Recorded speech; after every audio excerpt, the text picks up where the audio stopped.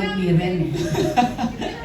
Joseph, you wanna say something? In short lang po, nag-iingat lang talaga siya. And yeah, siguro, you know, when it comes to maturity kasi, hindi ka lang basta sumusugo, di ba? You wanna test the waters first. So right now, she's smarter. At gusto niya siguro ayusin lahat ng, you know, lahat ng bagay sa buhay niya. And of course, syempre, to be with someone, magkaroon ng isang relationship, that's so big. Kasi hindi lang yung taong yun yung makakasama mo, kundi yung values niya, yung ways niya, kung paano siya, kung tamad pa siya, masipag pa siya. So lahat yun kukunin niya. And so at this point, naiintindihan ko si Ren. Kasi feeling ko nandun din ako sa life ko na parang, yun nga, parang you don't just wanna rush things. You wanna make sure na maayos lahat, especially yung magiging partner mo at magiging kasama mo sa buhay. Actually, yes. In a way, naiintindihan ka namin. Pero babalikan ko ulit ha. Kasi sorry dahil interview ko kayong dalawa exclusively.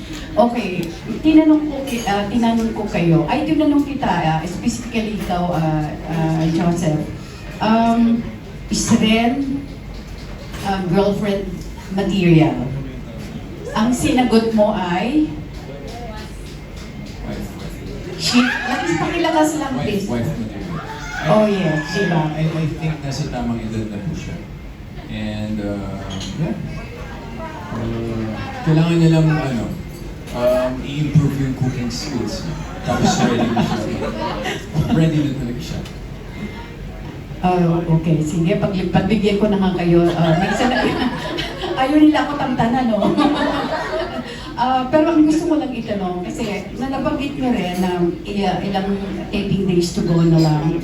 Ano ang mamimiss nyo sa isa't isa? Isa't isa? Yung mga ano po, tita, actually, alam niyo po, yung episode, yung script, yung episode 17 and 18 po, honestly, hindi ko siya binasa. Hindi ko siya binabasa. Sinasabi ko po sa kanilang lahat yun, hindi ko siya kayang tapusin talaga. May problema po ako doon. May problema ako sa pag-detach sa mga bagay-bagay at sa mga tao. Kaya nga kagabi sa taping, sabi ko, magpaka-mysterious girl kaya ako today. Huwag ko sila masyadong kausapin para ma-detach ko na yung self ko. Kasi hirap na hirap po ako lagi doon, lalo na kapag matagal ko nakakasama yung mga tao. So, mga tao, or is there a specific person? Bakit plural yung mga tao? Sila po lahat. Sila po lahat. Kasi honestly, lahat talaga sila napalapit talaga sa akin. So, lagi akong may problema doon na paano kumalas, paano bumitaw. Kasi, ganun talaga eh. Pag napalapit sa puso mo, so parang okay, diba? Hindi mo na sila masyadong makikita. So, kailangan mo ulit sanayin yung sarili mo na wala sila. So, yun. Kasama dun sa mga tao si Seth. Siyempre, Rita. Kasi of all people naman sa Seth, siya talaga yung pinaka-na-attach ako eh. So, yun yung pinakamalaking challenge din for me na paano ko ulit sasanayin yung sarili ko na okay, hindi na kami lagi magkikita. Kasi ngayon, halos everyday, magkasama po kami. Pero I guess yung friendship naman hindi naman mawawala. So, yun yung importante. Yung friendship namin, alam ko, sorry. Joseph, anong mamimiss mo? Oh, of course, I'm gonna miss her bonding moments. Kasi, alam mo parang pumasok sa bagong trabaho, tapos nakakita ka ng best friend. And ganun eh, parang she's like my buddy.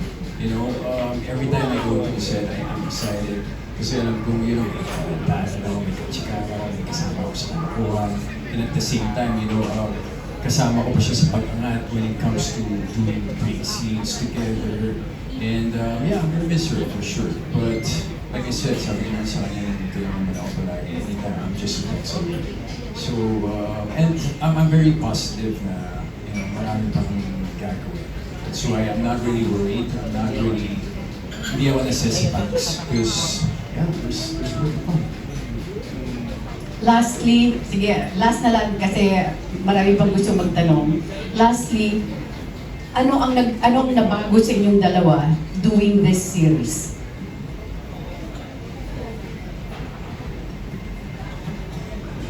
Ako Ako, tita, aminado po talaga ako. Ako yung tipo ng tao na minsan immature po ako sa pag-handle ng mga bagay-bagay. Correct. Opo, as in laging nauuna yung emotions ko talaga kasi sa utak ko. And nung nakilala ko si Joseph, at dito sa buong project na to, ang dami ko talagang pinagdaanan. In a span of 4 or 5 months, sobrang dami kong pinagdaanan. And naging dahilan si Joseph kung bakit naging mature ako sa pag-handle ng mga bagay-bagay. Magiging honest ako, lagi ko talagang iniisip na parang, dati ganito ako. Pero ngayon, dahil nandiyan siya, ginagaya niya ako tinuturuan niya ako, dapat ganito, dapat ganyan, huwag ganito, huwag ganyan. So parang, naging mature ako in a way kung paano ko ina-handle yung mga bagay-bagay. So, yeah. Well, ako siguro pagiging, parang mas naging mapasensya ako. It's patience talaga, patience. Hindi, like what Brent said, hindi ka dapat maging emotional palagi. Hindi ka dapat mag-focus sa sarili mo. You have to ask, ano kaya nararamdaman ng tao? What if I put myself in her shoes? Anong mararamdaman ko? So parang, siguro yun, yung pag-iintindi na, mas lumalim yung pag-iintindi when it comes to like relationship to people. And yeah, I'm thankful kasi, natuto rin ako ngayon na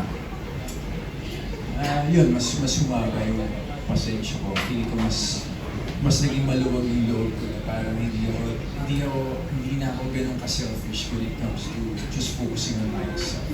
But sometimes you have to understand the other people para mas maintindihan yung kabuuan.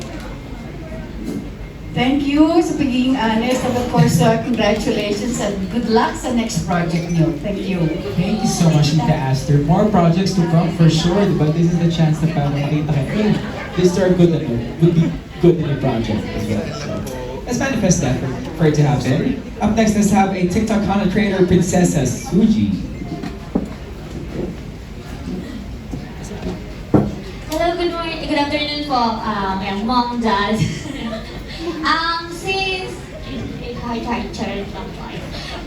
Since na-mention niyo po na you are aiming for season 2, so if ever na mapagbigyan kayo ni Viva ng season 2, ano yung parang pinaka-exciting scenes na gusto niyong gawin from the novel? To be honest, hindi ko pa nababasa yung season 2. So, yeah, but I feel like mas magiging challenging yan. We need to step up. Mas kailangan may ipakita kaming kakaiba. And looking forward na sana, hindi lang America, sana matuloy ang season 2 if you guys will stream legally. So, only on Viva 1, guys. Stream legally. Ako din, actually same. Hindi ko muna binasa yung book 2 kahit na nung natapos ko yung book 1, gusto ko basahin agad yung kasunod. Kasi diba, alam niyo naman yung kwento, diba? So parang binigyan ko yung self ko na basahin kasi una sa lahat ayoko ma-rush. Ayoko din ma-jinx kung diba, kung meron man. Pero based kasi sa mga nababasa ko online, parang mas magiging challenging na siya kasi si Amy, mas parang magkakaroon na siya ng maturity at mas makakakita tayo ng iba't ibang range niya eh. Mag-iiba-iba siya ng personality, may mga ganon. So, very exciting, honestly. So, sana marating natin yun. Looking forward and manifesting. Kung mag-stream kayo legally, totoo, and kailangan niyo po kami tulungan din sa part na yun, na sana kasi spread natin yung awareness. Nasa Vivo 1 lang po talaga dapat manood yung mga tao. Ay, magtulungan tayo kasi nag-work siya, guys. Nag-work siya, kaya nga diba, sabi nila, number 1 daw. So, maraming salamat sa inyong lahat. As in, malaking bagay kayo kung bakit nandito kami ngayon. So, maraming salamat. Okay, yun po.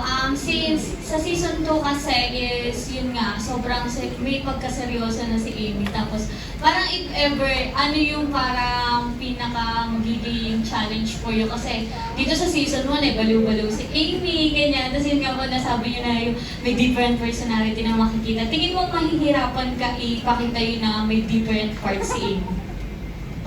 Honestly, excited ako. Kesa dun sa natatakot ako or mahirapan, hindi ko masyadong iniisip yung mga ganun. May ganun akong parang, okay, ila-level up, so matcha-challenge ako. So parang uhaw na uhaw ako sa ganon.